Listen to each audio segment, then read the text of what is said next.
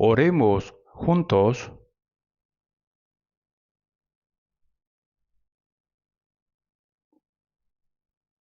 Amado Dios, Padre nuestro, lleno de misericordia,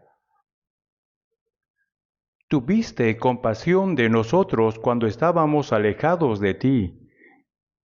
Vivíamos en pecado, nos amaste cuando no te conocíamos, y enviaste a tu Hijo unigénito al mundo en forma humana, para que tomara sobre él todos nuestros pecados y la maldición y el juicio que debíamos de recibir.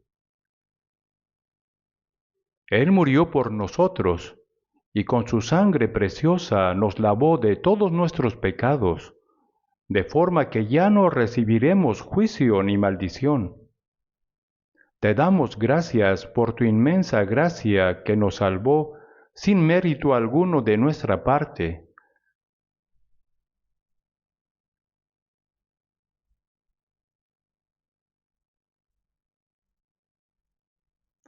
Por el asombroso amor y gracia tuya, hemos recibido la salvación. Ahora, el resto de nuestras vidas, deseamos vivir de acuerdo con tu voluntad y para tu gloria, obedeciendo tu palabra y viviendo correctamente. En este momento, nosotros que hemos sido redimidos, te damos gracias por permitirnos alabar tu gracia, aprender tu palabra y tener comunión dentro de la comunidad santa donde tú estás acompañándonos. Oramos para que tu gracia, tu palabra y el poder del Espíritu Santo estén con todas las iglesias de nuestro país y con todas las iglesias en el mundo y con todos los hermanos que en medio de las dificultades continúan predicando el Evangelio y sirviéndote, Señor. Vivimos en tiempos de gran peligro, llenos de pecado y de confusión. Te pedimos, Señor, que fortalezcas nuestra fe y que nos sostengas con el poder de tu palabra para que confiemos más plenamente en ti. Te rogamos que nos concedas más libertad, paz y seguridad en este país, para que podamos servirte y llevar tu evangelio a todo el mundo, que podamos cumplir con la misión que nos has encomendado, sin que nos falte fuerzas ni se presenten más dificultades. Con todo nuestro corazón te lo pedimos.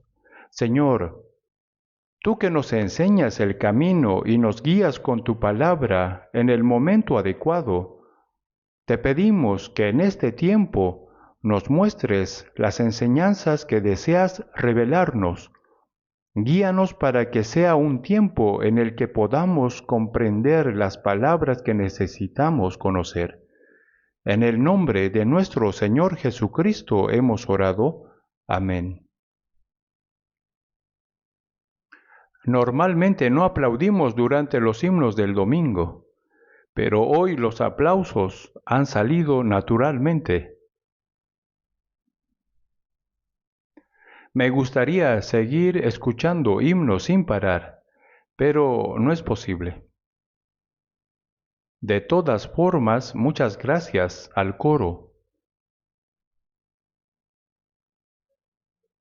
Ahora busquemos la palabra Evangelio de Mateo capítulo 6.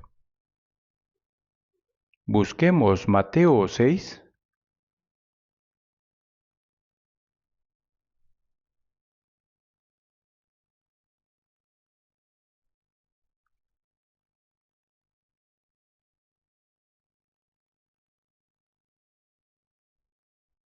Leamos juntos lentamente desde el versículo 9 hasta el 13 de Mateo capítulo 6. Vosotros pues oraréis así: Padre nuestro que estás en los cielos, santificado sea tu nombre, venga tu reino, hágase tu voluntad como en el cielo, así también en la tierra. El pan nuestro de cada día, dánoslo hoy, y perdónanos nuestras deudas como también nosotros perdonamos a nuestros deudores.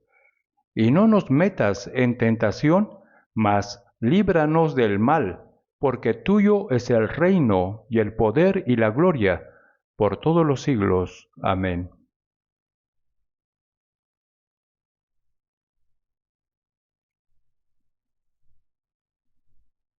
Llevamos un tiempo leyendo y aprendiendo juntos sobre la oración que el Señor nos enseñó en Mateo capítulo 6. Ahora ya se le han memorizado, ¿verdad? Seguro que ya la han aprendido de manera natural.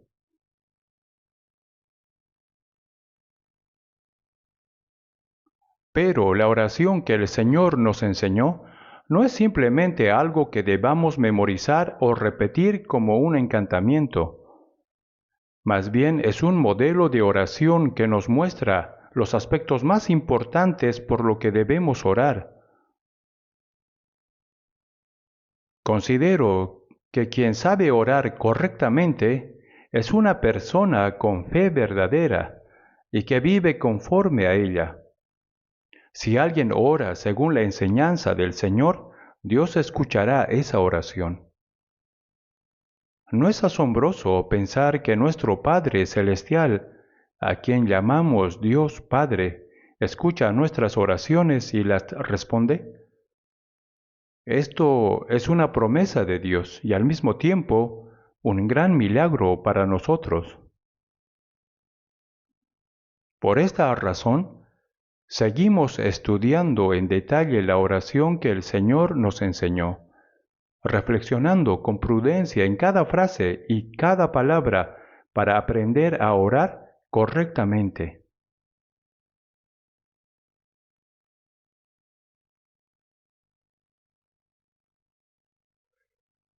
Hasta lo último, hemos estado reflexionando en la frase Padre nuestro que estás en los cielos. Que Él esté en los cielos significa que Él es el creador del cielo y de la tierra. Él es el soberano que gobierna sobre toda la creación. Los cielos se refiere al universo entero. No hay lugar donde Él no esté, pues Él es un ser absoluto. Qué maravilloso es saber que ese Dios, el creador de todo, es nuestro Padre. El propósito por el cual Dios nos salvó del pecado fue hacernos sus hijos. Así como los padres aman a sus hijos y los consideran lo más valioso en el mundo, debemos entender que Dios nos ama y nos valora de una manera infinita. Soy hijo de Dios, el creador del universo y de todas las cosas. Mas a todos los que le recibieron, a los que creen en su nombre, les dio potestad de ser hechos hijos de Dios. El hijo de un rey es un príncipe y tiene autoridad. Del mismo modo, Dios, quien creó el cielo y la tierra, nos ha dado el derecho de ser sus hijos. Reflexionemos en esto con seriedad. No es una historia inventada, sino una verdad absoluta. Dios es ahora mi Padre, nuestro Padre. Él nos ama y nos protege.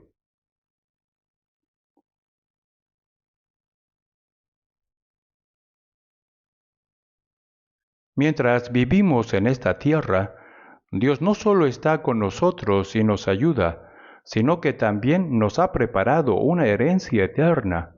Somos heredero de Dios. Por eso en Romanos capítulo 8, versículo 17 está escrito, y si hijos, también herederos, herederos de Dios. Somos herederos de Dios, coherederos con Cristo. Compartiremos su gloria, es decir, somos coherederos con Jesús. No debemos olvidar cuán asombrosa es nuestra posición como salvos y cuán grande es la promesa que Dios nos ha dado. Por eso, al orar la oración que el Señor nos enseñó, debemos reflexionar profundamente en cada palabra y orar con sinceridad.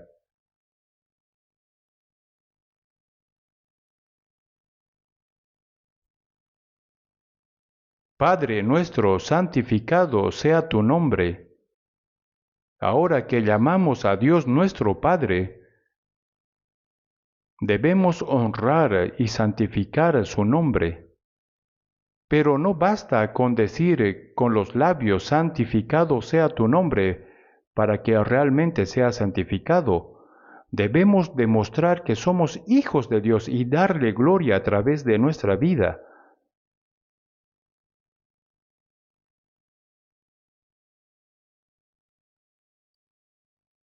Por eso en Primera de Corintios capítulo 10 versículo 31 está escrito: Si pues coméis o bebéis o hacéis otra cosa, es decir, tanto al comer y beber como en cualquier otra acción, como cristianos salvos, debemos hacerlo todo para la gloria de Dios. Aquello que no glorifica a Dios es pecado. Por eso en Romanos capítulo 3 versículo 23 está escrito: Por cuanto todos pecaron y están destituidos de la gloria de Dios. El resultado del pecado del hombre fue perder la gloria de Dios. El lugar donde la gloria de Dios se pierde para siempre es el infierno, mientras que el cielo es donde se vive eternamente en su gloria. Antes de llegar al cielo, debemos vivir en esta tierra como hijos de Dios, dándole gloria con nuestra vida. En Hebreos capítulo 2 versículo 10 está escrito: habiendo de llevar muchos hijos. Originalmente no éramos hijos de Dios. Jesús era el Hijo unigénito, que significa que Él es el único Hijo. Cuando vino al mundo, vino como el unigénito de Dios. Dios todavía no tenía hijos. Por eso, si el grano del trigo no cae en la tierra y muere, queda solo, pero si muere, lleva mucho fruto. Jesús, al morir como el unigénito, lo hizo para dar lugar al nacimiento de muchos hijos de Dios. Por eso, cuando resucitó, dijo a las mujeres que fueron al sepulcro: Mas ve a mis hermanos, llamando a sus discípulos hermanos. Si vemos Hebreos capítulo 2, está escrito: Por lo cual no se avergüenza de llamarlos hermanos, porque el que santifica y los que son santificados, de uno son todos, por lo cual no se avergüenza de llamarlos hermanos. Jesús es igual a Dios, el Creador. El Señor, después de morir como el unigénito y resucitar, hizo que le nacieran muchos hijos. Por eso ahora somos hijos de Dios junto con Él. Y no se avergüenza de llamarlos hermanos. ¿No es algo asombroso?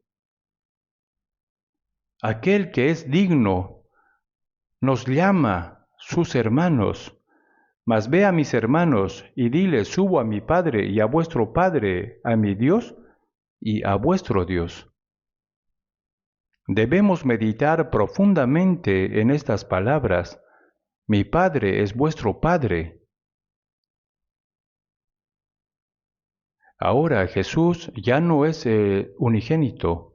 En Romanos capítulo 8 está escrito: para que Él sea el primogénito entre muchos hermanos. Asimismo, en Hebreos capítulo 1, cuando habla de su segunda venida, dice: y otra vez cuando introduce al primogénito en el mundo. Nosotros ahora somos hijos menores. En Hebreos capítulo 1 también está escrito que los ángeles no pueden ser hijos de Dios. Los ángeles son seres muy honorables que fueron creados antes que los hombres. La Biblia habla mucho sobre los ángeles, quienes tienen gran poder, pero solo por debajo de Dios. De hecho, muchas veces Dios obra a través de ellos. Incluso la ley nos fue dada por medio de los ángeles, como recitamos hace poco. Entonces, ¿para qué sirve la ley? fue añadida a causa de las transgresiones y fue ordenada por medio de ángeles en mano de un mediador. Dios lleva a cabo muchas de sus obras a través de los ángeles. Por eso está escrito, poderosos en fortaleza, que ejecutáis su palabra obedeciendo a la voz de su precepto. En Salmos capítulo 103 también dice que los ángeles tienen poder y cumplen la obra de Dios. Vosotras todas sus obras en todos los lugares de su señorío. Los ángeles están en todo lugar donde Dios gobierna. Incluso están aquí en este momento, aunque no podamos verlos. Además, se dice que cada santo nacido de nuevo tiene ángeles guardianes. Por eso en Hebreos capítulo 1, versículo 14 se nos recuerda, ¿no son todos espíritus ministradores enviados para el servicio a favor de los que serán herederos de la salvación? Tenemos ángeles a nuestro lado, ángeles guardianes, aunque no podamos verlos. Así como creemos en Dios sin verlo, también creemos en los ángeles, aunque sean invisibles. Si vemos Mateo capítulo 18, mirad, que no menospreciéis a uno de estos pequeños, porque os digo que sus ángeles en los cielos ven siempre el rostro de mi Padre que está en los cielos.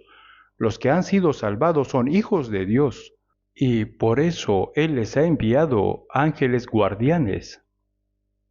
Si alguien critica injustamente a los demás o actúa incorrectamente, sus ángeles lo informan a Dios. Y si hace lo bueno, también lo alaban delante de Él, diciendo, Dios, tu Hijo ha hecho algo excelente, seguro que estás complacido con Él. Pero si se equivoca, los ángeles también lo reportan, diciendo, Dios, debes estar triste por tener un hijo así. Esto es un hecho real, todo es reportado a Dios a través de los ángeles, como lo dice en la Biblia en varios pasajes. Sin embargo, los ángeles no pueden ser hijos de Dios. La Biblia menciona ángeles que pecaron, pero cuando un ángel cae, no hay perdón para él. Jesús no murió en la cruz por los ángeles. De hecho, 1/3 de los ángeles se unió a Lucifer en su rebelión contra Dios y fueron expulsados del cielo. Estos ángeles caídos son Satanás y sus demonios. En Mateo capítulo 25, versículo 41 está escrito, Apartaos de mí, malditos, al fuego eterno preparado para el diablo y sus ángeles. Satanás, el diablo es Lucifer, y junto con él 1/3 de los ángeles fueron expulsados del cielo. La Biblia los llama sus ángeles. Para ellos Dios ha preparado el infierno eterno. La Biblia tiene muchas menciones sobre los ángeles. En Daniel, Apocalipsis se menciona, los carros de Dios se cuentan por veintenas de millares de millares. Millares de millares equivale a 100 millones, lo que indica que hay un número inmenso de ángeles. Los ángeles llevan a cabo la obra de Dios, y cuando lleguemos al cielo, ellos nos recibirán y juntos alabaremos el poder y la gloria de Dios. El himno del coro de hoy fue realmente poderoso. Estad por Cristo firmes. Nos hace mover los hombros, ¿verdad? En Apocalipsis se menciona que alabaremos juntos con los ángeles. Debe ser algo asombroso. Los ángeles forman un gran coro celestial. Son un coro. Aunque ellos no han recibido la salvación como nosotros, exaltan la gloria y el gran poder de Dios junto con nosotros. Además, sirven fielmente a los santos que han sido salvos. Debemos santificar el nombre de nuestro Padre Celestial. Si hacemos lo bueno, damos gloria a Dios, pero si actuamos mal, su nombre es deshonrado. En Romanos capítulo 2 se menciona que los judíos eran el pueblo escogido de Dios, y se enorgullecían de ello, así como la ley. Sin embargo, está escrito: tú que te jactas de la ley, con infracción de la ley deshonras a Dios, y también el nombre de Dios es blasfemado entre los gentiles por causa de vosotros. En Ezequiel capítulo 38 se menciona que debido a que Israel rechazó a Cristo por su pueblo, fue dispersado por todo el mundo. Sin embargo, después de que el Evangelio fuera predicado a todas las naciones, Dios los reuniría nuevamente en la tierra de Israel. Esta profecía fue dada hace 2600 años y se ha cumplido en nuestra época.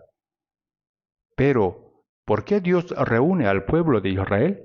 No es simplemente por compasión hacia ellos, sino porque llevan el nombre de su pueblo. No lo hago por vosotros, oh casa de Israel, sino por causa de mi santo nombre, el cual profanasteis vosotros entre las naciones a donde habéis llegado.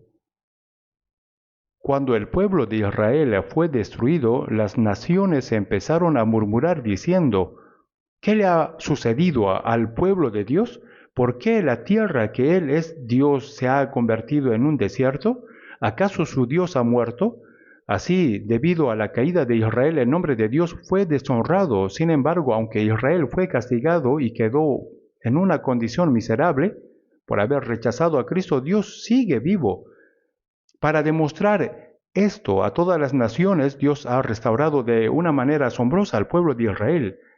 Es entonces cuando la gente reconoce: detrás del pueblo de Israel está Dios. Si observamos detenidamente al pueblo de Israel, podemos darnos cuenta de ello. La historia de la nación de Israel es una obra de Dios. Cuando desobedecen, caen, pero cuando Dios hace una promesa, Él siempre lo cumple. Y al final también los restaura con su poder. Todo esto sucede porque Dios está detrás de ellos. Él los restaura por causa de su nombre. Sin embargo, muchos israelitas todavía no saben que Jesús, a quien sus antepasados crucificaron, es el Mesías que Dios envió como Salvador. En hebreos, Mesías; en griego, Cristo; y en nuestro idioma, Salvador. Cuando fui a Israel por tercera vez, con el propósito de evangelizar a los judíos, me di cuenta de que hay algunos que creen en Jesús, pero son una minoría. Aunque muchos creen en Dios, no aceptan a Jesús. Creen en el Antiguo Testamento, pero consideran el Nuevo Testamento un libro herético. Todavía esperan al Mesías que vendrá como rey. De todas formas, ni siquiera los ángeles pueden ser llamados hijos de Dios, y el pueblo escogido de Dios aún no cree en Cristo. Pero nosotros hemos sido redimidos por Jesús, y al creer en Él hemos recibido la salvación y nos hemos convertido en hijos de Dios. Entonces debemos santificar el nombre de Dios. ¿Cómo? A través de nuestras palabras, nuestra vida y todo lo que hacemos, mostrando que Dios está con nosotros y santificando su nombre. Por eso en Éxodo capítulo 20, el segundo libro de la Biblia, está escrito: porque no dará por inocente Jehová al que tomare su nombre en vano. Aunque aquellos que se llaman hijos de Dios pueden deshonrar su nombre si lo usan de manera indebida. Esto es tomar su nombre en vano. Cuando las personas copiaban las escrituras, lo que se conoce como copias o manuscritos, cada vez que encontraban el nombre de Jehová, se purificaban con un baño ritual, limpiaban su pluma y sólo entonces escribían. Así de sagrado y temido consideraban el nombre de Dios. Algunas personas usan el nombre de Dios a la ligera. En algunos casos he visto a estadounidenses en Corea proferir insultos terribles. Al principio me sorprendía preguntándome qué clase de palabras eran esas, hasta que me di cuenta de que estaban usando el nombre de Jesús. Decían cosas como que te crucifiquen como Jesús, usándolo como una maldición. Esto es un claro ejemplo de cómo deshonran el nombre de Cristo sin conocer realmente a aquel que murió en la cruz y resucitó por ellos. No debemos hacer eso. Así como el nombre de Dios fue profanado a lo largo de la historia por la desobediencia del pueblo de Israel, aunque no tomemos su nombre en vano de manera directa, si vivimos de forma incorrecta, terminamos deshonrándolo. Del mismo modo, si decimos que somos hijos de Dios y hemos recibido la salvación, pero nuestra vida no refleja esa verdad, la gente dirá, miren a los hijos de Dios, qué bien mienten. Así es como deshonramos el nombre de Dios, y no debemos permitir que esto suceda. Por eso cuando oramos, Padre nuestro, santificado sea tu nombre, no debemos simplemente recitar estas palabras, sino meditar profundamente en cada palabra. Santificado sea tu nombre. Debemos preguntarnos, ¿estoy santificando el nombre de Dios con mi vida o lo estoy deshonrando? Santificado sea tu nombre, venga tu reino. El reino de Dios debe establecerse en esta tierra. Nos salvó para que seamos su reino. Porque aquí el reino de Dios está entre vosotros. Cuando recibimos la salvación, el reino de Dios se establece en nuestro corazón. Sin la presencia de mi Dios, el cielo pues está lejos. El cielo en mí se cumplió. Antes de llegar al cielo, el cielo se cumple en nuestro corazón. Cerca está cada vez más. Cuando el pequeño reino se cumple, el gran reino se hace aún más cercano. Si hay una sucursal, significa que hay una sede principal. Lo mismo ocurre con el reino de los cielos. Hay una sucursal en la tierra. Por eso en Lucas capítulo 17 está escrito, porque aquí el reino de Dios está entre vosotros. Y en Romanos capítulo 14, versículo 17 nos recuerda, porque el reino de Dios no es comida ni bebida, es decir, comer, beber, y lo que a nosotros nos gusta no es el reino de Dios, sino justicia, paz y gozo en el Espíritu Santo. Cuando recibimos la salvación, el Espíritu Santo entra en nosotros, y nosotros, que somos pecadores, llegamos a ser justificados y hechos justos. Entonces se cumple en nosotros justicia, paz, es decir, la paz de Dios y gozo, es decir, la alegría. Así es como el reino de Dios se establece en nosotros. Es además la señal de que entraremos en el cielo. Por eso oramos, venga tu reino. Cada vez que un alma recibe la salvación, el reino de Dios sigue expandiéndose. Por eso en Apocalipsis capítulo 1 versículo 5 está escrito, el que nos amó y nos lavó de nuestros pecados con su sangre, y nos hizo reyes y sacerdotes para Dios su Padre. Los salvos son el reino de Dios. También en Primera de Pedro capítulo 2 versículo 9 está escrito, mas vosotros sois linaje escogido, real sacerdocio, nación santa, pueblo adquirido por Dios. Cada salvo es parte de esta nación santa. Cada uno de nosotros es una nación. Cuando más personas reciben la salvación, el reino de Dios se expande. Venga tu reino. Debemos reflexionar profundamente en estas palabras. Ahora estamos repasando lo que hemos aprendido. Venga tu reino. Hágase tu voluntad como en el cielo, así también en la tierra. La voluntad de Dios que ya ha sido establecida en el cielo se cumple en la tierra, en la historia y en este mundo. ¿Cómo? Se cumple en la vida de los salvos. Hágase tu voluntad como en el cielo.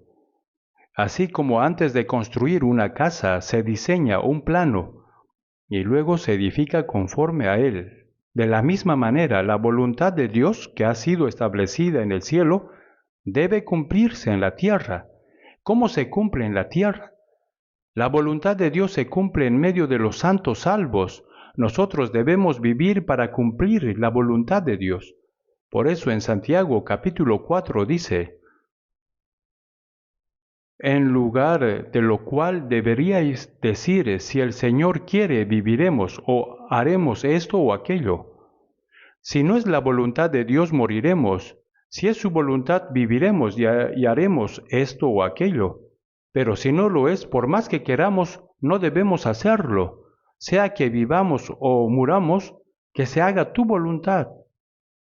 Quien realmente puede cumplir el Padre Nuestro podrá ser un verdadero cristiano. Si una persona no vive como un verdadero cristiano, entonces por más que haga la oración que el Señor nos enseñó, su oración no será más que una mentira, ¿verdad? En Salmos capítulo 17, versículo 1 está escrito: Oye, oh Jehová, una causa justa. Escucha mi oración hecha de labios sin engaño. Dios no escucha las oraciones falsas. Solo cuando nuestra oración es honesta y proviene del corazón, Dios la escucha. Hágase tu voluntad como en el cielo, así también en la tierra. Si obedecemos la voluntad de Dios, esa voluntad se cumplirá en nuestra vida y en nuestro corazón, ¿no es así? Jesús mismo dijo en Juan capítulo 6, porque he descendido del cielo no para hacer mi voluntad, sino la voluntad del que me envió. Toda su vida estuvo dedicada a cumplir la voluntad de Dios. Vino según su propósito, murió en la cruz conforme a su voluntad y resucitó según su plan. Por eso oró diciendo, pero no sea como yo quiero, sino como tú. Del mismo modo, puesto que hemos recibido la salvación, somos hijos de Dios y su reino se ha establecido en nosotros. Toda nuestra vida debe reflejar y cumplir su voluntad, ¿verdad? No debemos vivir según nuestros propios deseos, pensamientos o planes, sino que debemos someternos a la voluntad de Dios diciendo de corazón, pero no sea como yo quiero, sino como tú. Al respiro, mi corazón late y vivo en esta tierra para cumplir la voluntad de Dios, no para vivir como yo quiera.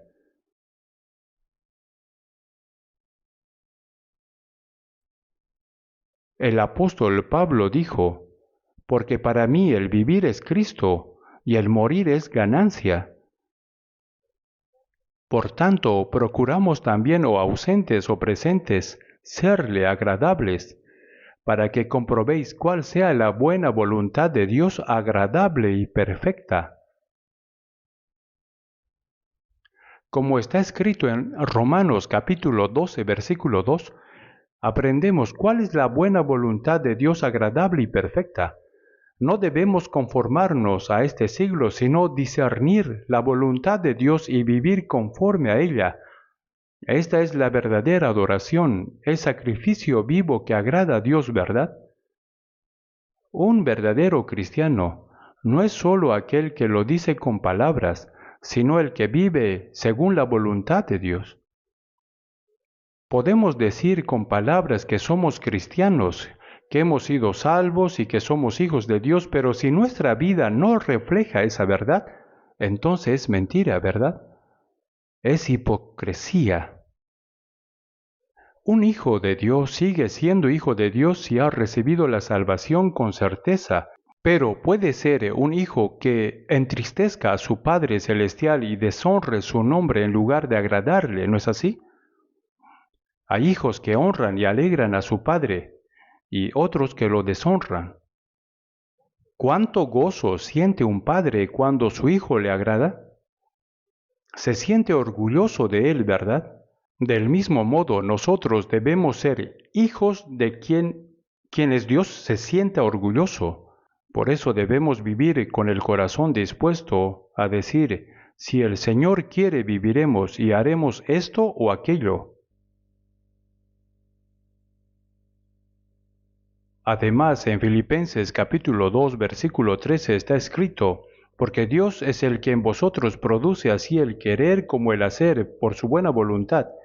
Cuando recibimos la salvación, el Espíritu Santo viene a morar en nosotros, nos hace entender la palabra de Dios, nos revela su voluntad agradable y nos da tanto el deseo como la fuerza para cumplirla, porque Dios es el que en vosotros produce así el querer como el hacer por su buena voluntad.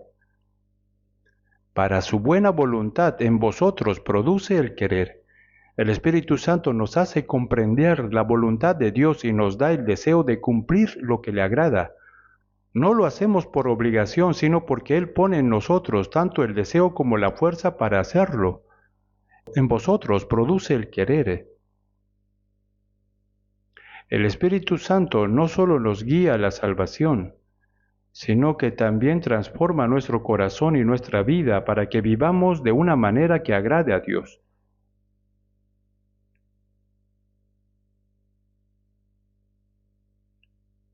Jesús fue gloriosamente transformado en el monte de la transfiguración. En ese momento estaban presentes Pedro, Jacobo y Juan. Entonces se oyó una voz desde el cielo que decía: Este es mi Hijo amado en quien tengo complacencia, a él oíd. Asimismo, en Mateo capítulo 3, cuando Jesús fue bautizado en el río Jordán y subió del agua, los cielos se abrieron y se oyó una voz desde el cielo que decía: Este es mi Hijo amado en quien tengo complacencia. Jesús es el Hijo amado de Dios en quien Él se complace. Para Jesús palabras como estas ya no eran necesarias, sin embargo, fueron dichas para nosotros los que seríamos salvados por medio de Él. Por lo tanto, nosotros también en Cristo debemos ser hijos amados de Dios y aquellos en quien Él se complace. En Juan capítulo 8 Jesús dijo: No me ha dejado solo el Padre, porque yo hago siempre lo que le agrada. Si vivimos agradando a Dios, Él siempre estará con nosotros. Por eso en Hebreos capítulo 11 versículo 5 dice: Por la fe Enoc fue traspuesto para no ver muerte. Antes de morir y antes que fuese traspuesto, tuvo testimonio de haber agradado a Dios. De la misma manera, nosotros también, mientras vivamos en esta tierra, debemos recibir el testimonio de haber agradado a Dios. Abel, por la fe, alcanzó testimonio de que era justo. Esto ocurre en el momento de la salvación, pero después de recibir la salvación también debemos recibir el testimonio de haber agradado a Dios. Si vivimos según la voluntad de Dios y hacemos lo que le agrada, obviamente Dios se complacerá en nosotros. Dios dijo que daría toda clase de bienes a aquellos que le agradan. Si hacemos bien estos, obtendremos ganancia. Pero si intentamos vivir a nuestra manera, solo sufriremos golpes constantemente. Pasaremos el tiempo recibiendo castigos y no lograremos nada. Como dijo el apóstol Pablo: por tanto, procuramos también, o ausentes o presentes, serle agradables. Si vivimos así, Dios nos proveerá todo lo que necesitemos y lo mejor para nosotros. Por eso, hagan la oración que el Señor enseñó cada día, reflexionando profundamente en cada palabra, porque es una oración dirigida a Dios.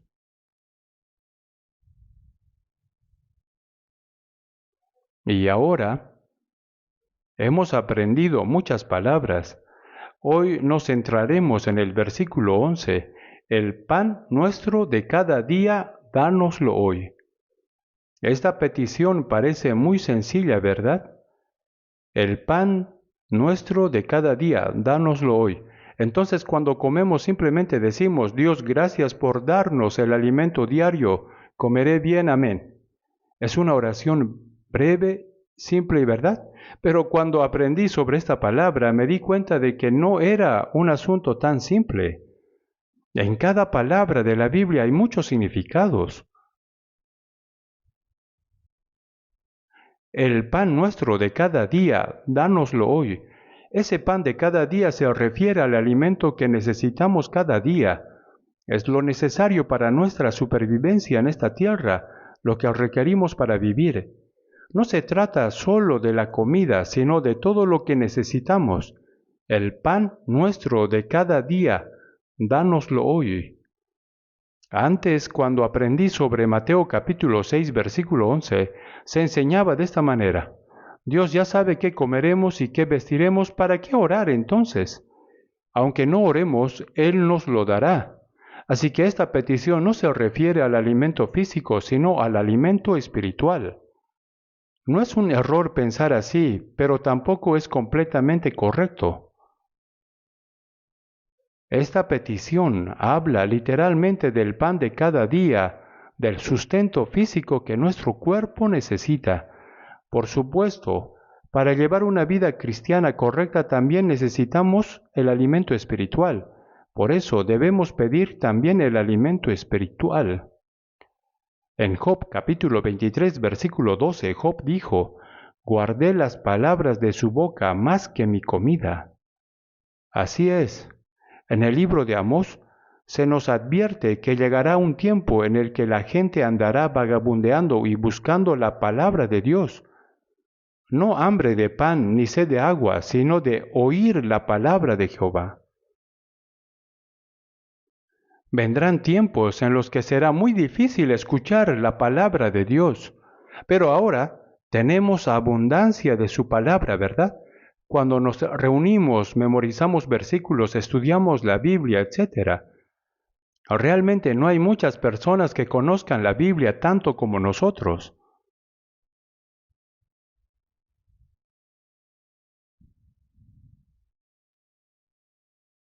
Si alguien asiste a nuestra iglesia solo unos años, puede llegar a conocer la Biblia mucho mejor que muchos pastores que ni siquiera han nacido de nuevo.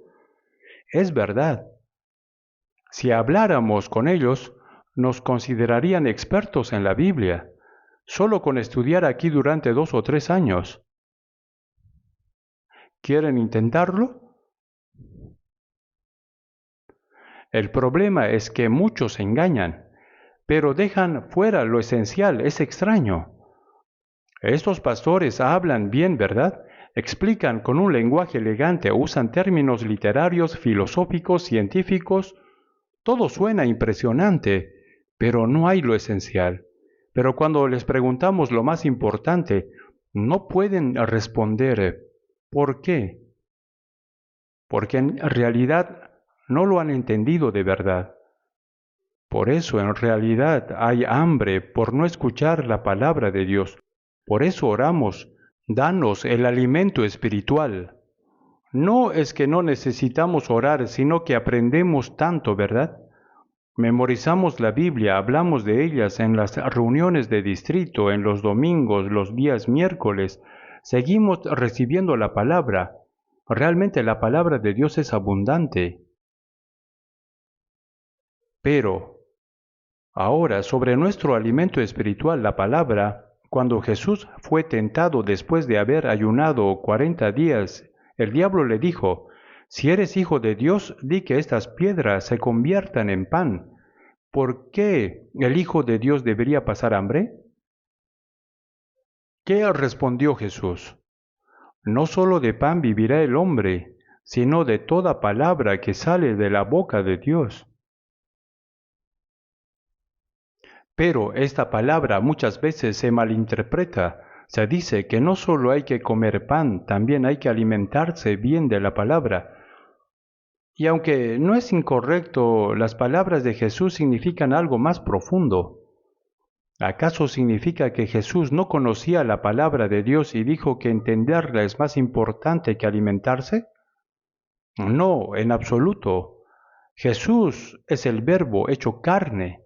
Por eso cuando en Mateo capítulo 4, versículo 4 dice, no solo de pan vivirá el hombre, sino de toda palabra que sale de la boca de Dios, no se refiere simplemente a que además de comer debemos aprender la Biblia, sino que vivir según la palabra de Dios, obedecerla, es lo más importante, ¿lo entienden? Por eso en Juan capítulo 4, cuando Jesús pasó por Samaria, estaba cansado, sediento y hambriento durante todo el día. Mientras tanto, los discípulos fueron al pueblo a comprar comida. Cuando regresaron, le ofrecieron de comer diciendo, «Rabí, come». Pero Jesús les respondió, «Yo tengo una comida que comer que vosotros no sabéis». Y luego explicó, «Mi comida es que haga la voluntad del que me envió y que acabe su obra». Es decir, la verdadera comida de Jesús era cumplir la voluntad de Dios y completar la obra que el Padre le había encomendado. Una mujer pecadora, después de escuchar las palabras de Jesús, corrió al pueblo y llevó consigo a mucha gente. Ella dijo, «Venid y ved, ¿no será este el Cristo?». Los samaritanos al oír esto sintieron que algo extraordinario estaba ocurriendo, estaba pasando, y la siguieron para encontrarse con Jesús. Jesús en ese momento estaba más ocupado predicándoles la palabra de Dios y llevándolos a la salvación que en comer. Por eso se olvidó de su sed y de su hambre, y dijo, mi comida es el que haga la voluntad del que me envió y acabe su obra. Es decir, salvar las almas es más valioso que el alimento del cuerpo. Hay un dicho que dice, no se aprecia la belleza con el estómago vacío. Es cierto, cuando uno tiene hambre, por muy hermoso que sea el paisaje, no importa, solo piensa en comida. Si tiene sed, solo piensa en agua. No importa cuán divertido o agradable sea algo, uno solo puede disfrutarlo después de saciar su hambre y su sed. Pero Jesús no era así. Incluso después de ayunar 40 días dijo que su alimento era obedecer la palabra de Dios. En Juan capítulo 4, cuando sus discípulos le trajeron comida, él dijo, yo tengo una comida que comer que vosotros no sabéis, y mi comida es que haga la voluntad del que me envió y acabe su obra. En ese momento los samaritanos estaban viniendo a él. Predicarles el Evangelio y salvar sus almas era más importante que comer.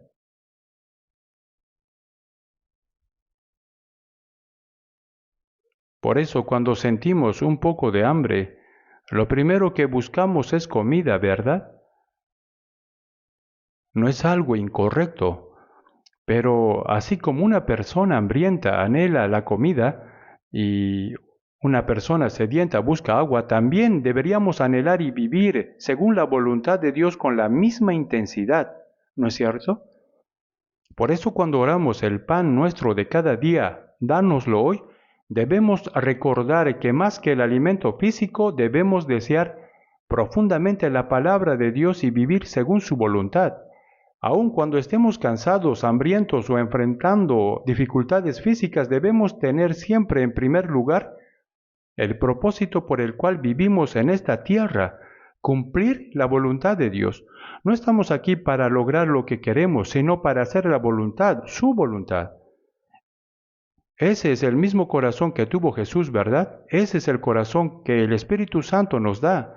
Por eso decimos el pan nuestro de cada día, dánoslo hoy. Es el alimento que necesitamos cada día. Así es como debemos orar. Pero entonces alguien podría pensar, bueno, yo tengo provisiones para un mes, mi despensa está llena de arroz, si abro el refrigerador tengo de todo. Y aún así, ora, Señor, el pan nuestro de cada día, dánoslo hoy. Entonces, ¿qué pasaría si Dios respondiera? De acuerdo, come hoy todo lo que tienes en casa. Seguramente diríamos, Señor, por favor, concédeme un mes. Si intentamos comerlo de una vez todo, nuestra barriga explotaría y moriríamos. Entonces, ¿qué significa que deberíamos hacer? ¿Deberíamos deshacernos de todo y luego orar?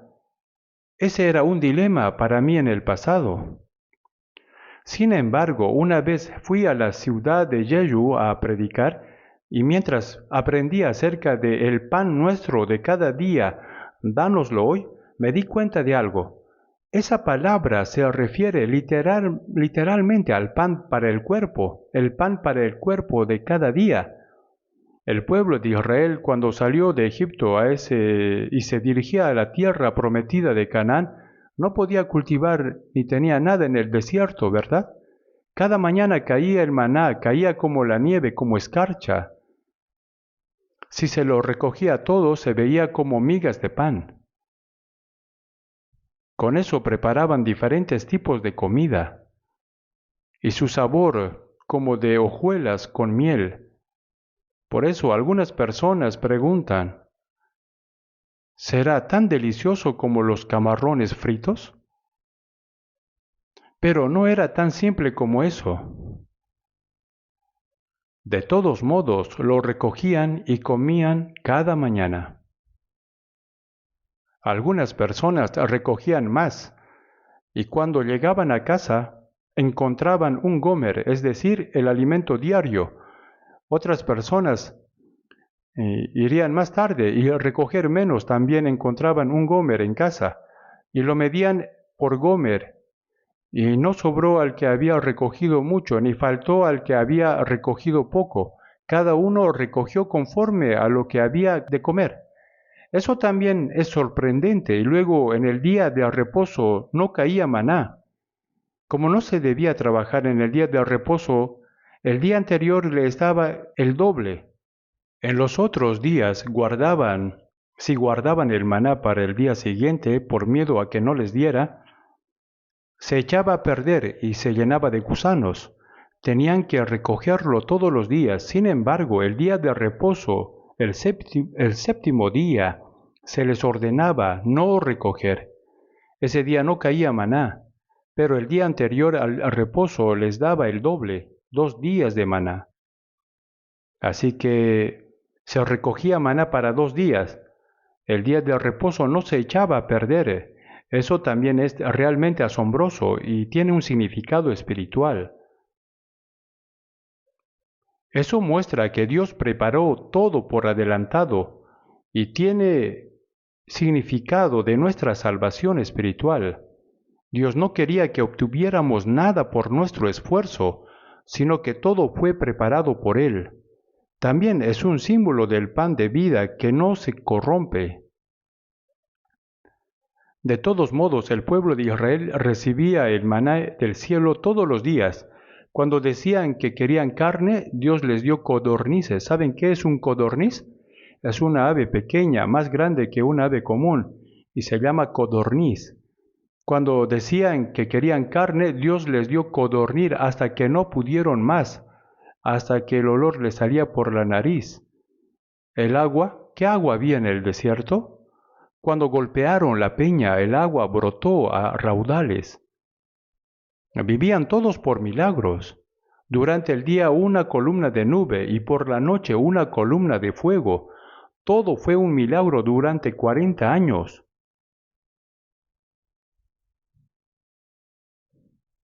Bueno, nuestra vida cristiana hoy en día es como estar atravesando el desierto. Sin embargo, incluso ahora Dios nos provee cada día. Lo que descubrí en ese momento es que aunque tengamos comida en casa, debemos orar. El pan nuestro de cada día, dánoslo hoy. ¿Por qué? Porque nos enseña a tener el corazón dispuesto a depender de Dios cada día y a vivir por su ayuda. Cada día. Hoy el pan también nos lo dio Dios. Si Dios no nos los diera, ¿qué sucedería? Todo lo que comemos, el arroz y todo lo demás, ¿no es todo dado por Dios?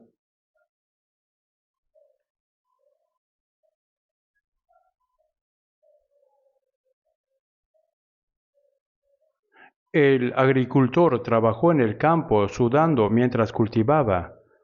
Luego cosechó y llevó el arroz al molino para que se le quitara la cáscara y se convirtiera en arroz. Todo eso a través de su esfuerzo.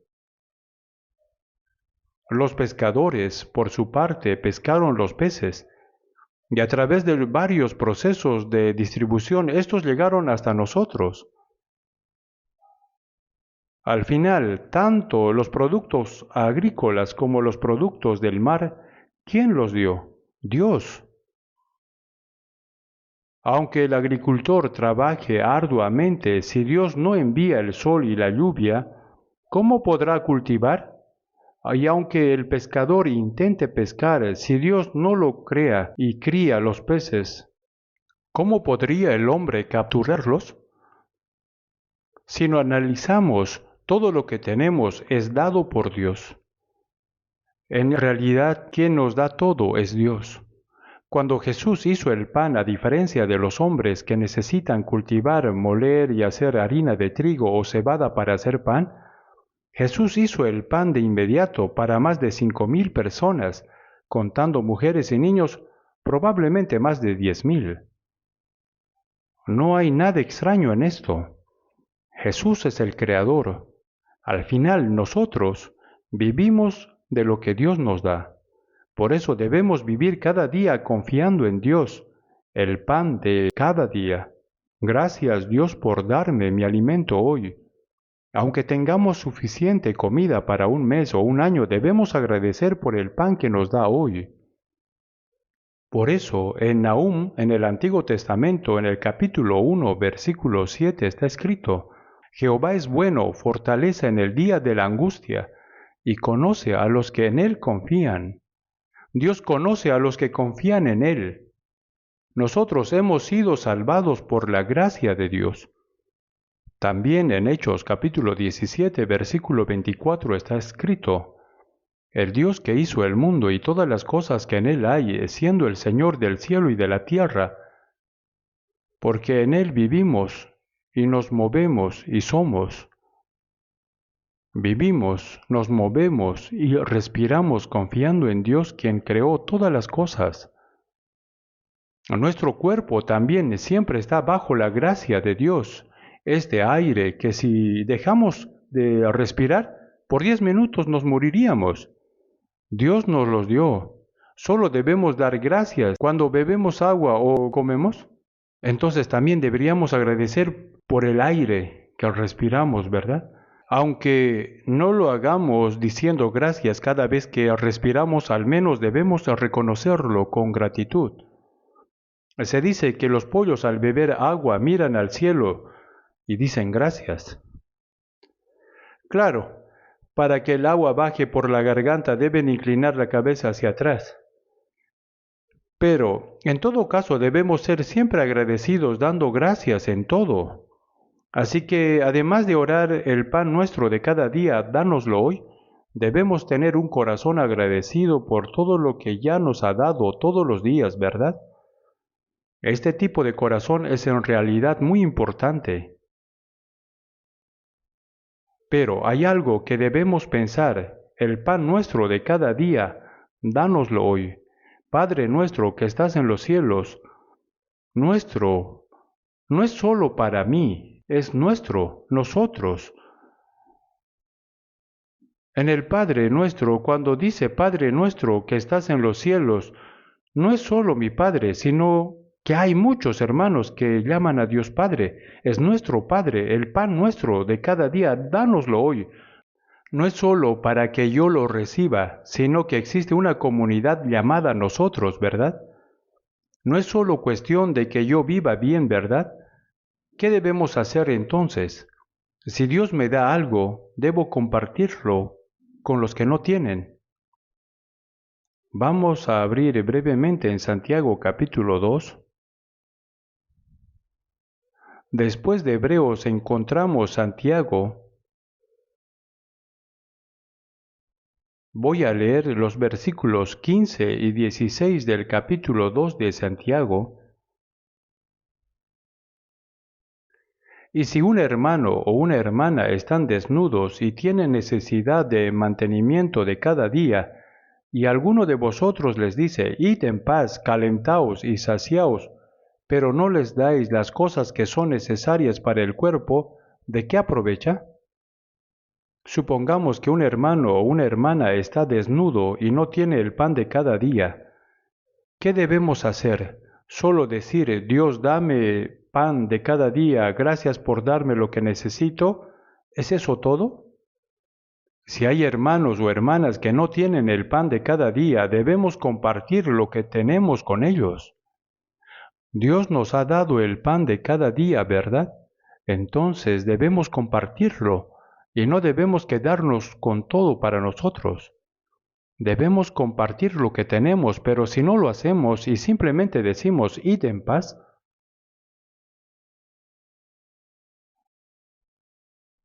calentaos, pero esa persona no tiene con qué cubrirse ni calentarse; saciaos, pero esa persona no tiene qué comer. Y luego dice: pero no les dais lo que es necesario para el cuerpo, ¿de qué sirve? ¿De qué aprovecha? ¿Qué significa esto? Significa que no debemos hacer eso. Por eso en el versículo 17 dice: así también la fe, si no tiene obras, es muerta en sí misma. Entonces debemos mostrarlo con obras. El pan nuestro de cada día, dánoslo hoy. Entonces debemos mirar a nuestro alrededor. Debemos ver si nuestros hermanos y hermanas realmente están bien alimentados. Vamos a buscar Primera de Juan capítulo 3, versículo 16. Vamos a leer Primera de Juan capítulo 3, versículo 16 juntos. En esto hemos conocido el amor, en que Él puso su vida por nosotros. También nosotros debemos poner nuestras vidas por los hermanos. Él, es decir, Jesús, su vida por nosotros. Él nos salvó sacrificándose a sí mismo, y en esto hemos conocido el amor. Llegamos a comprender el amor del Señor. También nosotros debemos poner nuestras vidas por los hermanos. Debemos amar a los hermanos hasta qué punto. Como yo os he amado, como el Señor puso su vida por nosotros, también nosotros debemos poner nuestras vidas por los hermanos. Debemos amarlos hasta el punto de dar nuestra vida por ellos.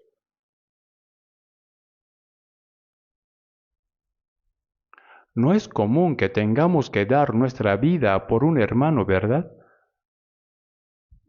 Si un hermano se está ahogando en medio de corriente de agua y está a punto de morir, deberíamos salvarlo, incluso si eso significa arriesgar nuestra propia vida. Ese es el nivel de amor que debemos tener por los hermanos. Cuando dice que debemos dar nuestra vida por los hermanos, significa que es lo obvio. Alguien que ha comprendido el amor del Señor debe estar dispuesto a dar su vida por los hermanos, como Jesús lo hizo por nosotros. Ahora vamos a leer el versículo 17. Pero el que tiene bienes de este mundo y ve a su hermano tener necesidad y cierra contra él su corazón, ¿cómo mora el amor de Dios en él? Pero el que tiene bienes de este mundo, es decir, uno tiene bienes de este mundo, comida y todo lo que necesita, pero ve a su hermano tener necesidad y cierra contra él su corazón. Debemos estar dispuestos a ayudar, incluso a dar nuestra vida si es necesario. ¿Acaso una persona que no puede ayudar a su hermano en necesidad podría llegar a dar su vida por él? Todos tienen el deseo de ayudar cuando ven a su hermano en necesidad, porque tienen amor. Pero, ¿qué nos lo impide? Nuestra carne. Es demasiado.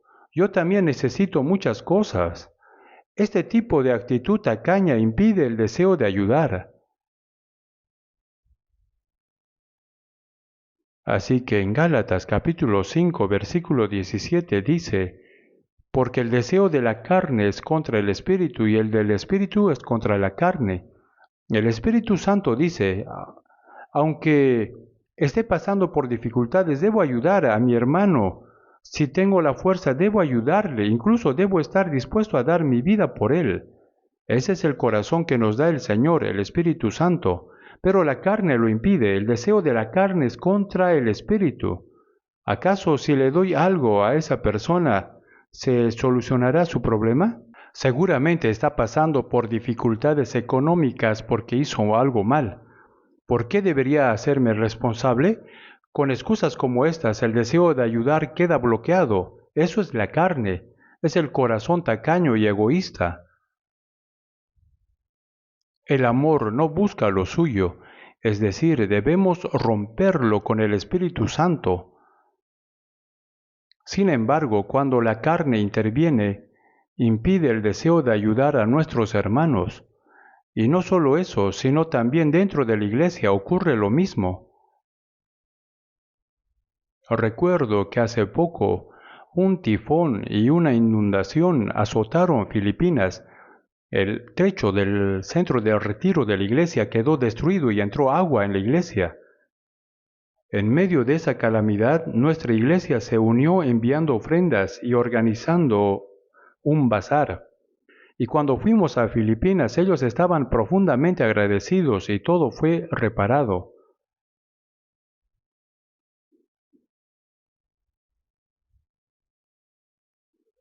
Debemos ayudarnos mutuamente, ¿verdad? Las iglesias deben ayudarse entre sí y nosotros como individuos también debemos ayudarnos en lo que sea posible. Para ayudar debemos compartir lo que tenemos. Por eso dice, y cierra contra él su corazón, ¿cómo mora el amor de Dios en él? Si bien tenemos amor, si lo cerramos, ¿qué pasa? Ese amor comienza a achicarse, se marchita. Al igual que un manantial, si no seguimos sacando agua, el agua se estanca y se echa a perder. En Lucas capítulo 6, versículo 38 dice, Dad y se os dará, medida buena, apretada, remecida y rebosando darán en vuestro regazo. Si damos lo que tenemos a nuestros hermanos y a los necesitados, Dios nos dará a nosotros. Dad y se os dará, rebosando darán. ¿Cuánto nos dará? Remecida y rebosando darán. Es como cuando se pone arroz en un recipiente, si lo agitamos, cabe más, apretada, remecida y rebosando. En japonés esto se expresa como alta montaña, finalmente se usará en el regazo.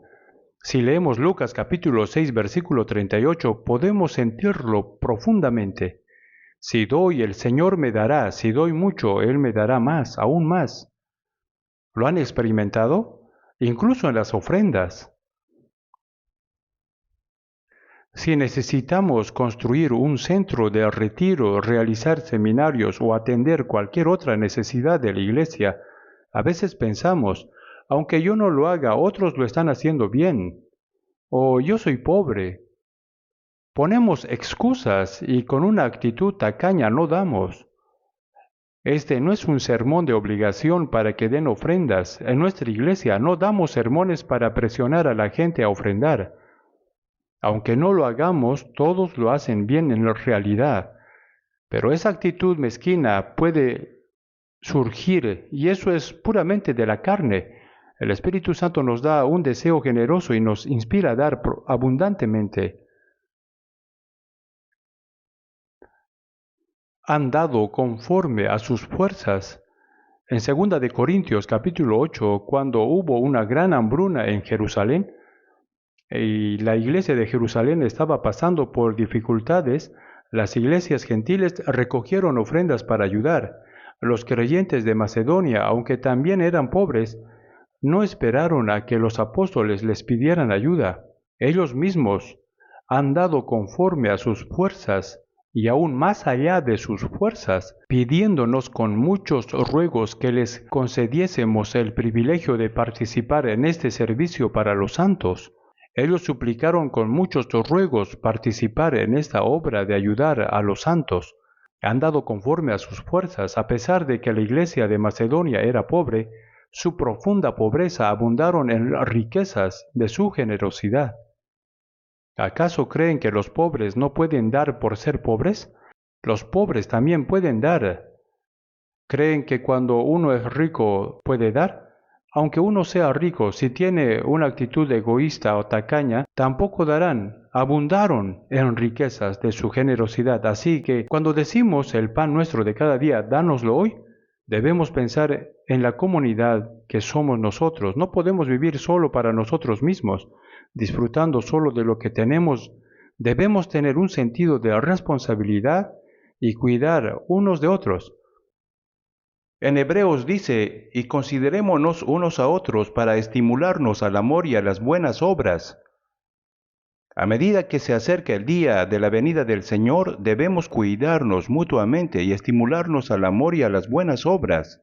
Miremos a nuestro alrededor. A ver, ¿quién está al lado de nosotros? ¿Está bien de salud? ¿Está bien alimentado?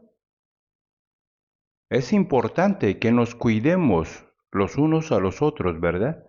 Si no nos cuidamos entre nosotros, ¿quién lo hará? Por eso, veamos un rato Hechos capítulo 4.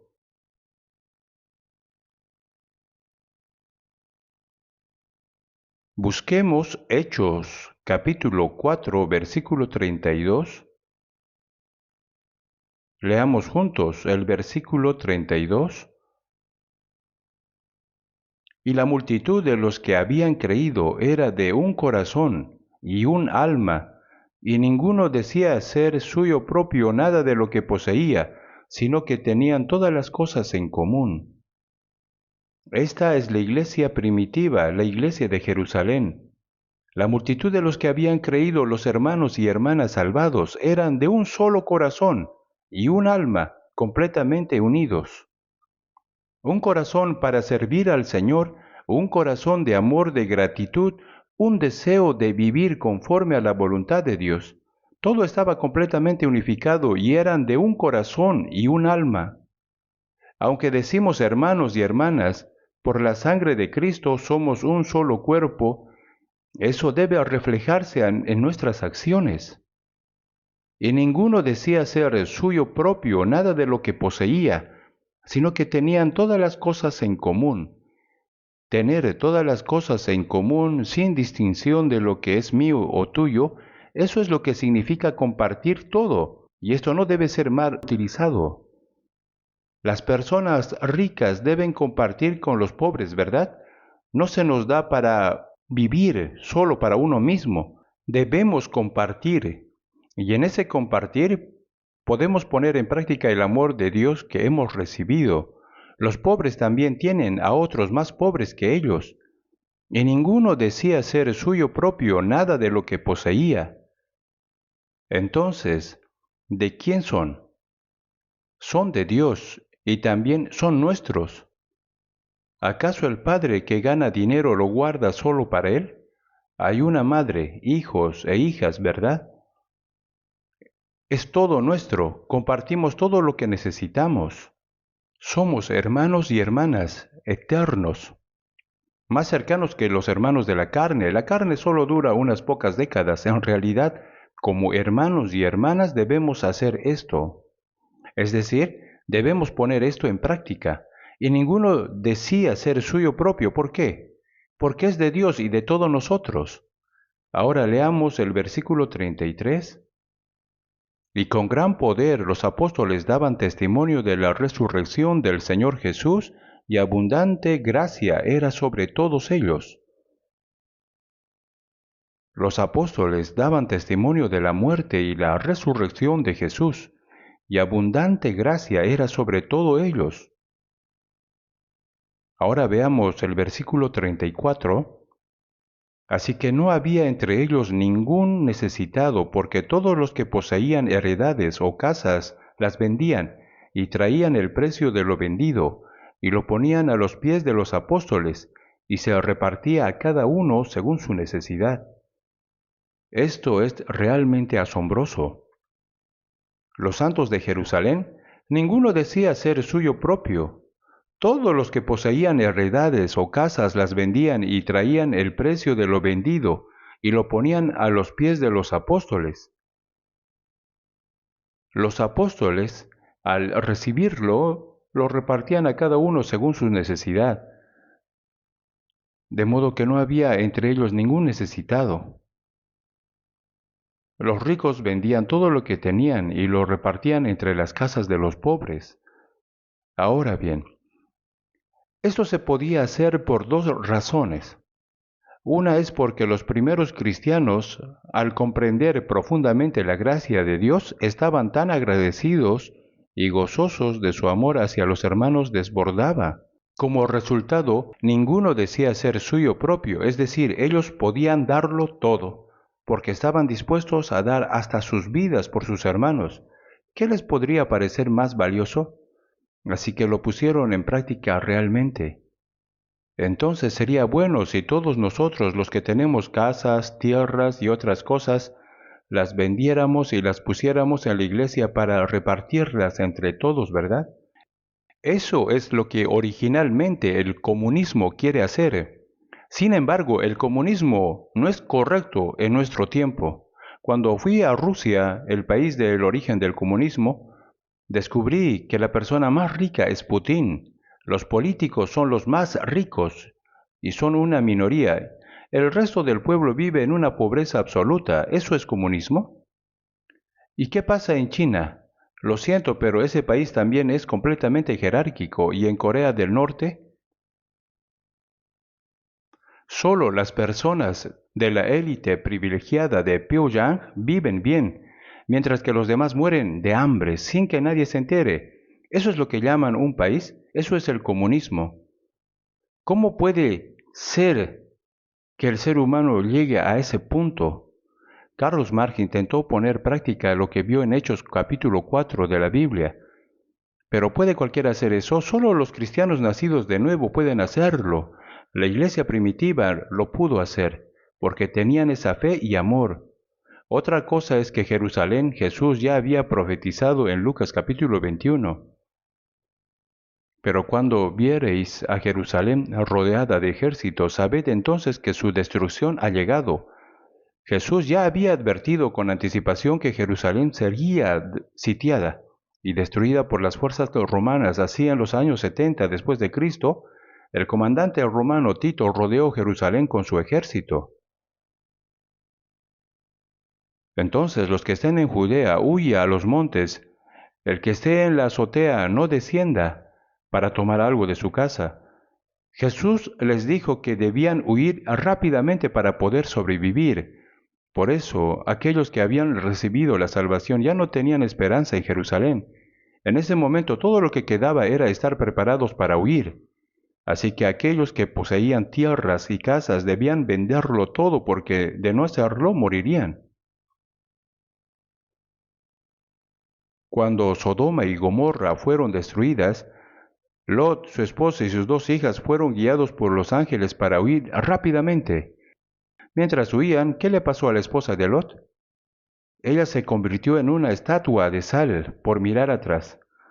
¿Por qué miró atrás? Ay, mi anillo de oro que estaba debajo del armario, mi collar de oro, mi ropa bonita, ¿qué será de todo eso? Y al mirar atrás se convirtió en una estatua de sal. Si no hubiera sido por eso, no habría mirado atrás. Jesús también les dijo que cuando vean a Jerusalén rodeada de ejércitos deben huir rápidamente para salvarse. Esa era la única manera de sobrevivir en ese momento. No había esperanza dentro de Jerusalén. Por eso, este acontecimiento de hechos fue algo que solo pudo suceder en ese tiempo. No se puede hacerse en cualquier momento, ¿entendieron? Es necesario entenderlo. Nosotros no debemos vender nuestras casas, nuestras tierras. Si lo hiciéramos, terminaríamos todos en la pobreza. Eso no es lo correcto. Aunque algunos políticos dicen que todos debemos compartir y ayudar a los pobres, ese tipo de países rápidamente se desploman, ¿lo entienden? No es algo bueno. Los pobres no pueden ser ayudados solo por el gobierno, ¿lo saben? Pero los cristianos pueden hacerlo dentro de lo que pueden. Lo que quiero decir es que en Jerusalén en ese tiempo sí fue posible hacer esto porque había amor y porque en Jerusalén no había esperanza en ese momento, por eso podían hacerlo. Vamos a ver Primera de Timoteo capítulo 6 por un momento.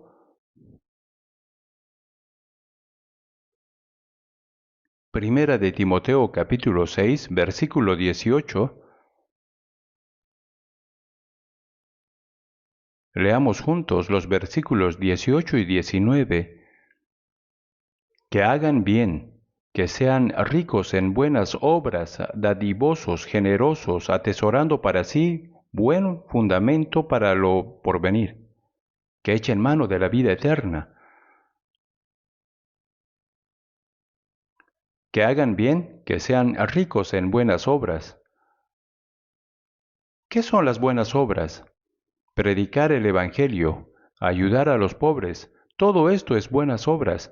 Que sean ricos en buenas obras, dadivosos, generosos. Aquí dice dadivosos. Si podemos, no podemos aferrarnos todo para nosotros mismos, ni vivir solo para comer bien y vivir por mucho tiempo. Nosotros como cristianos, ¿cuál es nuestra prioridad? La primera prioridad es predicar el Evangelio. Usamos nuestros bienes materiales primero para salvar las almas que van a la destrucción del infierno. Ese es el primer uso de nuestro material para los costos de predicación.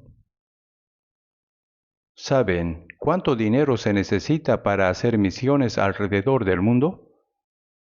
Para enviar una familia misionera al extranjero, el costo es enorme. Si nos enfocamos solo en el dinero, no podríamos enviar misioneros. Actualmente tenemos 1.139 iglesias en 82 países y solo el año pasado a través de la Oficina de la Asamblea General en Seúl, que conoce la situación del evangelismo mundial y coordina el envío de misioneros y los fondos para la predicación, se enviaron más de 17.000 millones de wones para misiones, ¿lo sabían? Es impresionante, ¿verdad? Y lo hacemos sin grandes dificultades. ¿Por qué? Porque como cristianos que hemos sido salvados, nuestra primera prioridad es salvar a las almas perdidas que van al infierno. Y para eso nuestros hermanos y hermanas en Cristo ofrendan generosamente. Estamos construyendo un centro de retiro y la construcción ya ha comenzado. En el retiro de verano, más de 10.000 personas se reúnen en el centro. Esto se repite 7 veces al año. Aunque actualmente ya tenemos muchas habitaciones, todavía no son suficientes debido a la gran cantidad de personas que vienen. El año pasado, por ejemplo, llegaron entre 11.000 y 11.500 personas. Además, los alojamientos cercanos como pensiones están completamente llenos y los precios son altos. Si no se reserva con antelación, no hay lugar disponible. Por eso estamos construyendo más habitaciones allí. Se están construyendo alrededor de 480 nuevas habitaciones. No sé si debería decir esto, pero el costo de la construcción superará los 60.000 millones de wones. Sin embargo, no hay de qué preocuparse. Estamos llevándolo a cabo sin grandes dificultades. ¿Por qué? Porque muchos hermanos y hermanas de todo el país están contribuyendo, ya que el centro del retiro es el lugar donde más personas reciben la salvación. El retiro de primavera, el retiro de verano 7 veces y también el retiro de otoño. Además hay retiros para jóvenes, para predicadores, para maestros. Y seguimos con estos eventos. No creo que haya muchos centros de retiro tan grandes como el nuestro en todo el mundo. Nuestro centro de retiro es impresionante. Y sabiendo lo importante que es, estamos invirtiendo sin escatimar nada en su construcción. Incluso los hermanos y hermanas en el extranjero también están contribuyendo. Algunos, al saber esto, envían ofrendas. Lo primero es que nuestros bienes materiales se usan para predicar el Evangelio y salvar las almas que se dirigen hacia la destrucción. Misioneros están siendo enviados y recientemente de Filipinas vinieron 21 misioneros y 49 predicadores locales, lo que da un total de 70 personas. Si contamos también a sus esposas, ¿cuántas son? Al final son 70 o 140. No, 190, entonces son 180. Además tuvimos una reunión de presidentes con 1.300 personas reunidas en el centro del retiro. En el resumen, la primera inversión de nuestros bienes materiales es para la misión mundial. Y luego, en segundo lugar, ayudar a los hermanos y hermanas que están en necesidad.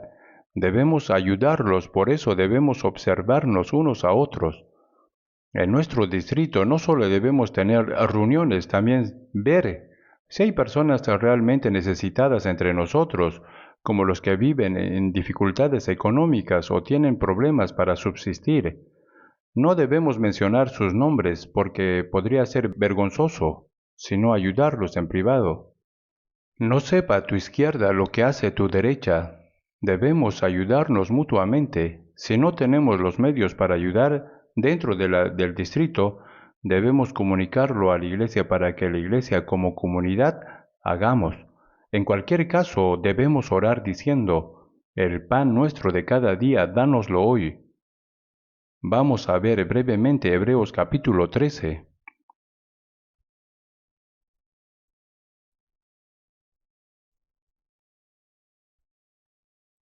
Leamos juntos Hebreos capítulo 13 y versículo 16. Leamos juntos. Y de hacer bien y de la ayuda mutua no os olvidéis, porque de tales sacrificios se agrada a Dios. Y de hacer bien y de la ayuda mutua no os olvidéis, porque de tales sacrificios, a estos se les llama sacrificio, el sacrificio que agrada a Dios, porque de tales sacrificios se agrada a Dios. Por tanto, nuestra vida cristiana no es solo palabra, sino debe ser practicada. Si hay personas necesitadas entre los hermanos y hermanas, debemos ayudarlas y no olvidar y compartir con los demás. Debemos dar lo que tenemos a quienes lo necesitan. De la ayuda mutua no os olvidéis. Es fácil olvidarlo. O si somos tacaños, bloqueamos eso en nuestro corazón. Tenemos que vencer a la carne. Cuando rompemos ese corazón tacaño, es una victoria.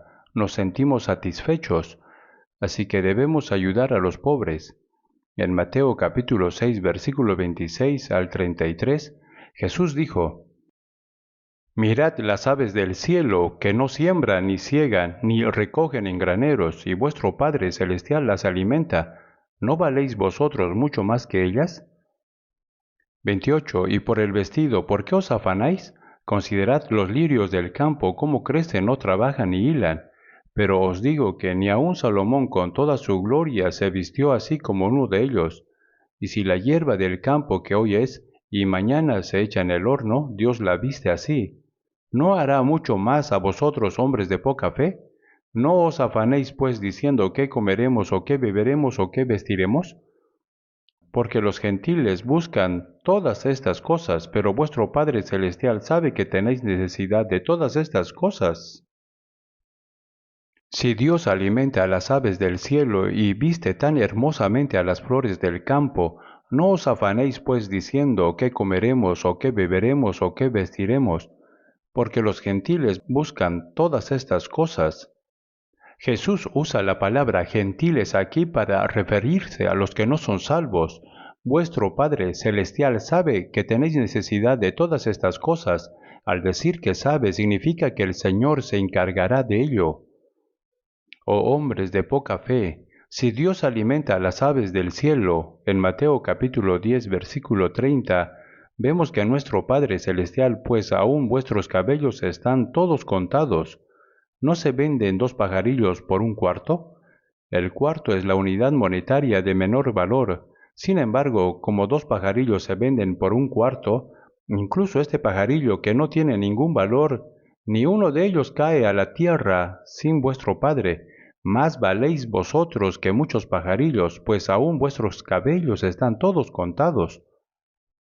Hermanos, si yo ni siquiera puedo contar mis pestañas, Dios cuenta cuántos cabellos tengo. Cuando me lavo el cabello, Él sabe cuántos cabellos se me han caído y cuántos crecen. ¿Ustedes creen que Dios está simplemente contando los cabellos sin razón alguna?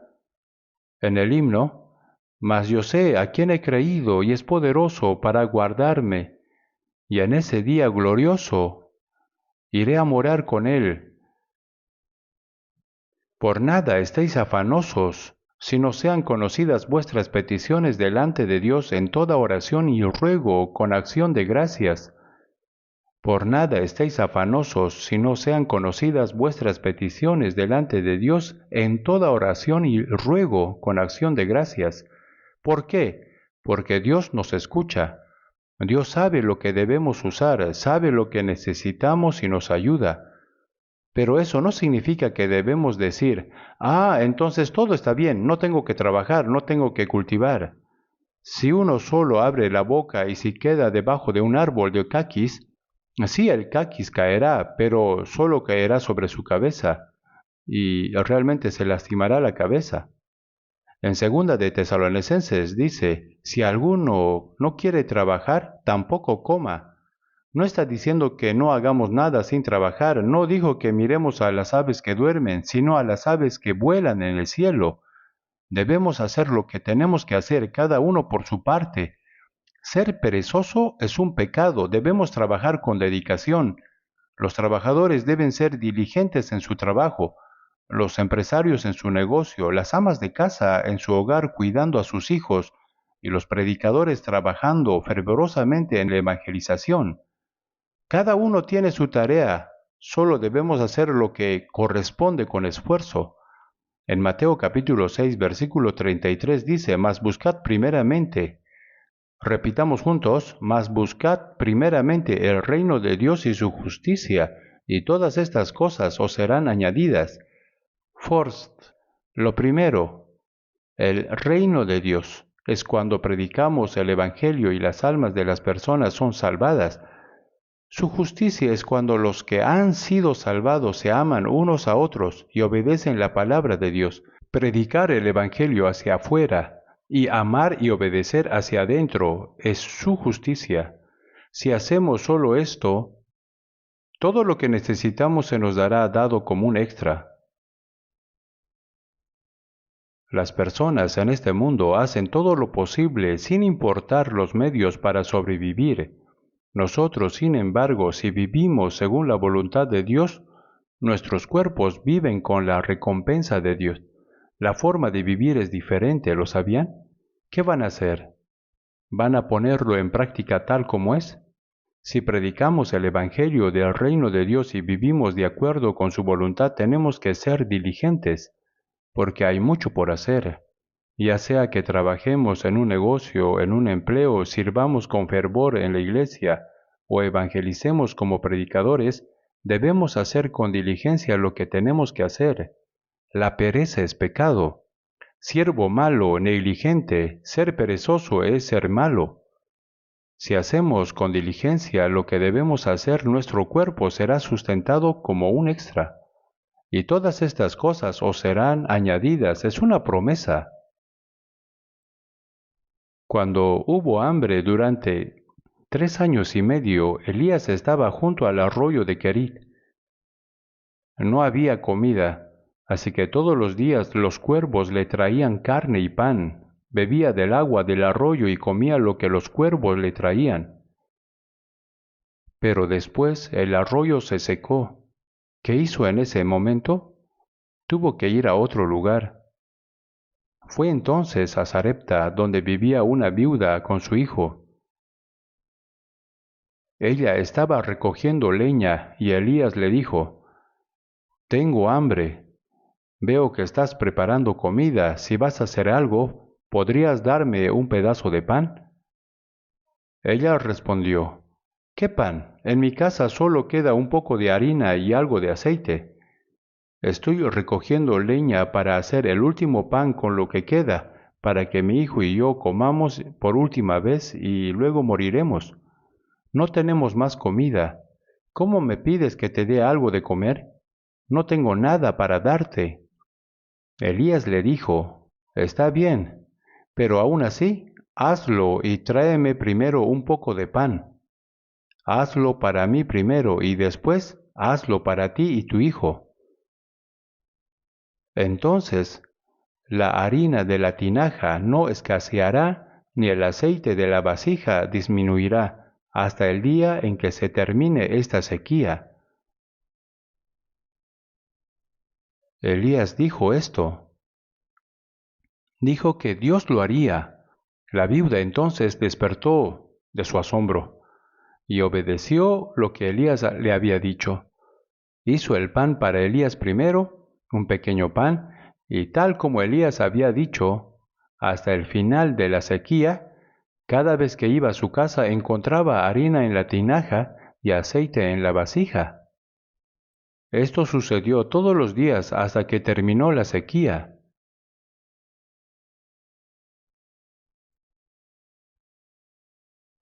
Esta historia está en Primera de Reyes capítulo 17, versículo 11 a 16. Es un milagro, y ese milagro sigue sucediendo hoy. ¿Cómo? Mas buscad primeramente el reino de Dios y su justicia. Primero, al predicar el Evangelio y amarnos unos a otros, viviendo de acuerdo con la voluntad de Dios, Él nos dará todo lo que necesitamos. Eso es un milagro. La ayuda de Dios es un milagro. Todo. Debemos vivir con milagros, viviendo de acuerdo con la voluntad de Dios, incluso en nuestra carne. Así que el pan nuestro de cada día, dánoslo hoy. Sabemos que en cualquier circunstancia Dios nos alimentará. ¿Acaso no va a ayudarnos el mismo Dios que alimenta a las aves del cielo? Si hacemos lo que debemos hacer con diligencia y confiamos en el Señor, Jehová es bueno, fortaleza en el día de angustia, y conoce a los que en Él confían. Nuestro Padre conoce todo lo que necesitamos. Si hacemos lo que debemos hacer y dejamos todo en manos de Dios, viviremos bajo su bendición. Cuando uno entiende eso, es realmente emocionante de verdad. Si vivimos según la voluntad del Señor, Él proveerá todo lo que necesitamos. Después de darme cuenta de esto, aunque antes vivía con dificultades, siempre creí que Dios me ayudaría, así que no tenía preocupaciones. El pan nuestro de cada día, dánoslo hoy. Al entender que Dios me ayuda todos los días, me di cuenta de que mientras haga lo que debo hacer, nunca me faltará nada. Después de muchos años, no he experimentado falta en lo absoluto. Realmente Dios ayuda en todo. Como realmente lo he experimentado esto, puedo decirlo con confianza. Si vivimos según la voluntad del Señor, ¿en qué no nos ayudará Dios, que conoce incluso el número de nuestros cabellos? Él nos dará todo. Por eso, echando toda vuestra ansiedad sobre Él, porque Él tiene cuidado de vosotros. Así que el pan nuestro de cada día, dánoslo hoy. Nuestro, es decir, no solo para mí, sino para todos nosotros, para nuestros hermanos y hermanas. Si compartimos lo que tenemos, Dios llenará todo eso. Los animo a que oren pensando en cada palabra del Padre nuestro, la oración que el Señor nos enseñó. Eso es todo por hoy. Vamos a orar todos juntos. Padre Dios lleno de misericordia, Señor, que con tu preciosa sangre has lavado nuestros pecados para siempre y nos salvaste sin ningún mérito nuestro. Tanto nuestro cuerpo como nuestra alma fueron comprados por la sangre del Señor, por lo que todo pertenece a ti. Deseamos que el resto de nuestra vida sea vivida únicamente para tu voluntad y tu gloria. Señor, tú que cuidas a las aves del cielo y vistes hermosamente los lirios del campo, tú, Dios, que conoces todo lo que necesitamos, te pedimos, Señor, que el resto de nuestras vidas vivamos conforme a tu santa voluntad, proclamando el Evangelio y obedeciendo tu palabra, que podamos ayudar a nuestros hermanos y hermanas que están en necesidad, y compartir y ayudar que tu santa voluntad se cumpla a través de nosotros. Confiamos todo en ti y hemos orado en el nombre de nuestro Señor Jesucristo. Amén.